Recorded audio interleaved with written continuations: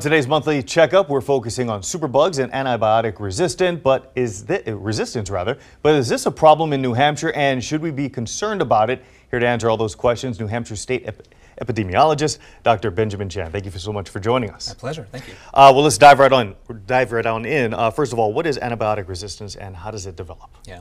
So there are multiple different types of organisms that can cause infections in people. There's bacteria, viruses, fungi. All of these organisms are treated in different ways, but they can all develop resistance to the drugs that are used to treat them.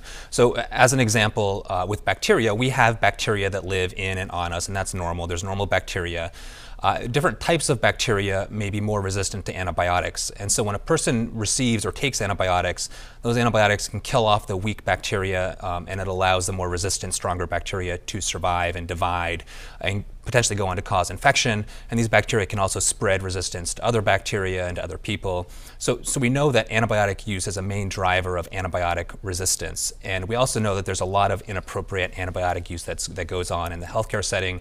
There have been studies that have estimated that in the outpatient setting, anywhere from 30 to 50% of antibiotic prescriptions are inappropriate or unnecessary. So antibiotics, for example, are being prescribed for non-bacterial syndromes like viruses. How about superbugs? How big of a problem is this, and what's being done about that problem? Yeah, so people that have or develop antibiotic-resistant infections have worse clinical outcomes. These are infections that are harder to treat. The therapies we have are more costly, more toxic. There's more side effects. And so the CDC estimates that every year in the United States, more than 2 million people in the United States develop antibiotic-resistant infections, and around 23,000 of them die from a direct result of these infections. So the term superbugs it has made its way into sort of the community. And these typically refer to organisms like bacteria that have become resistant to many, if not most, of the antibiotic therapies that we have. And so this is something that's being tracked and watched nationally, as well as in New Hampshire. There's efforts to prevent spread of these types of bugs and organisms in healthcare settings and in communities. Sure. And there's efforts to promote appropriate use of these types of antibiotics to prevent the emergence of antibiotic resistance. Well, real quickly, how do we prevent it here in New Hampshire? So it's important for healthcare providers and patients, if they're considering antibiotics, to have a discussion about the risks and the benefits.